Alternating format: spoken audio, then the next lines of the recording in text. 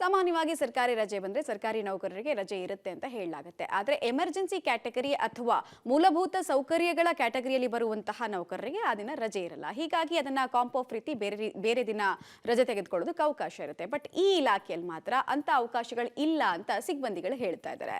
ಹೀಗಾಗಿ ನಮಗೆ ಬಹಳ ಸಮಸ್ಯೆ ಆಗ್ತಾ ಇದೆ ಅಂತ ಅಳಲು ತೋಡ್ಕೊಂಡಿದ್ದಾರೆ. ಹಾಗಾದ್ರೆ ಯಾಕೆ ಹೀಗಾಗ್ತಾ ಇದೆ, ಯಾವ ಇಲಾಖೆಗೆ ಸಂಬಂಧಪಟ್ಟಂತಹ ಮಾಹಿತಿ ಇದು ಅಂತ ಬನ್ನಿ ನೋಡ್ಕೊಂಡು ಬರೋಣ. ಸರ್ಕಾರಿ ರಜೆಗಳಿಂದ ವಂಚಿತರಾಗ್ತಾ ಇರೋ ಸಾರಿಗೆ ನೌಕರರು, ಸಾರ್ವತ್ರಿಕ ರಜೆಗಳು ಇಲ್ಲದೆ ಓವರ್ ಡ್ಯೂಟಿ.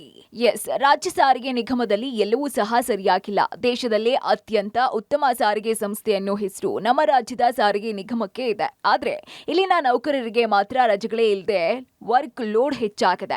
ಪಬ್ಲಿಕ್ ಸರ್ವಿಸ್ ನಲ್ಲಿರೋರ್ಗೆ ಸರ್ಕಾರಿ ರಜೆ ದಿನಗಳು ಸಿಗೋದಿಲ್ಲ. ಮನೆ ಮಠ ಬಿಟ್ಟು ಹಬ್ಬ ಹರಿದಿನಗಳಲ್ಲೂ ಕೂಡ ಅನಿವಾರ್ಯವಾಗಿ ಕೆಲಸ ಮಾಡೋ ಇವರಿಗೆ ಪರ್ಯಾಯ ದಿನಗಳಲ್ಲಿ ಈ ರಜೆಯನ್ನ ನೀಡಬೇಕು ಅನ್ನೋ ನಿಯಮ ಇದೆ. ಆದ್ರೆ ಅದು ಸಹ ನೀಡ್ತಿಲ್ಲ ಅಂತ ಅಸಮಾಧಾನದಲ್ಲಿದ್ದಾರೆ ಸಾರಿಗೆ ನೌಕರರು. ಹಬ್ಬ ಹರಿದಿನಗಳಲ್ಲಿ ಸರ್ಕಾರಿ ಬಸ್ಗಳಲ್ಲಿ ಸಂಚಾರ ಮಾಡೋರ ಸಂಖ್ಯೆ ಹೆಚ್ಚಾಗಿದ್ದು, ಇಂತಹ ಟೈಮ್ನಲ್ಲಿ ಎಲ್ಲಾ ನೌಕರರನ್ನ ಕರೆಸಿ ಕೆಲಸ ಮಾಡಿಸಲಾಗುತ್ತೆ.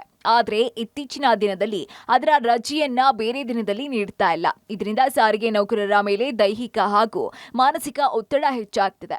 ಅಷ್ಟೇ ಅಲ್ಲ, ಓವರ್ ಡ್ಯೂಟಿ ಮಾಡಿಸಿದ್ರು ಅದನ್ನ ಸಹ ಅಧಿಕಾರಿಗಳು ಸರಿಯಾಗಿ ಮೆನ್ಷನ್ ಮಾಡದೆ ವೇತನಕ್ಕೂ ಸಮಸ್ಯೆ ಮಾಡ್ತಿದ್ದಾರೆ ಅಂತ ಕಾರ್ಮಿಕ ಒಕ್ಕೂಟ ಆರೋಪವನ್ನ ಮಾಡ್ತಿದೆ.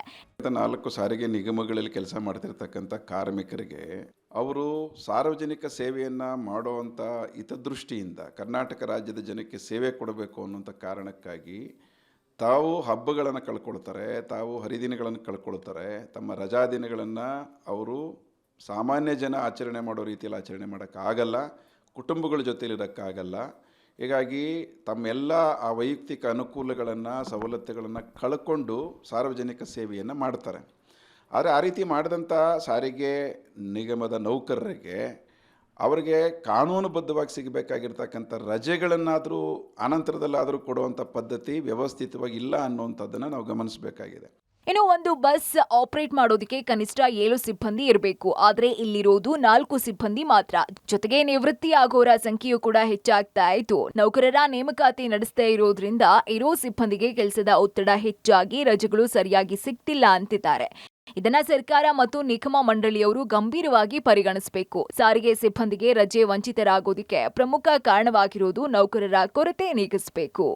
ಜನರಿಗಾಗಿ ತಮ್ಮ ತ್ಯಾಗವನ್ನು ಮಾಡಿ ಸೇವೆ ಸಲ್ಲಿಸ್ತಕ್ಕಂಥ ಕಾರ್ಮಿಕರಿಗೆ ಅವರಿಗೆ ಹಕ್ಕುಬದ್ಧವಾಗಿರ್ತಕ್ಕಂಥ ರಜೆಗಳೇನಿದೆ, ಹಬ್ಬದ ರಜೆಗಳು ಮತ್ತು ರಾಷ್ಟ್ರೀಯ ರಜಾ ದಿನಗಳು, ಅದನ್ನು ಪರ್ಯಾಯವಾಗಿ ಕೊಡ್ತಕ್ಕಂಥ ವ್ಯವಸ್ಥೆ ವ್ಯವಸ್ಥಿತವಾಗಿ ಇಲ್ಲ ನಿಗಮಗಳಲ್ಲಿ ಅನ್ನೋದೇ ಸಮಸ್ಯೆ ನಮಗಿರೋದು.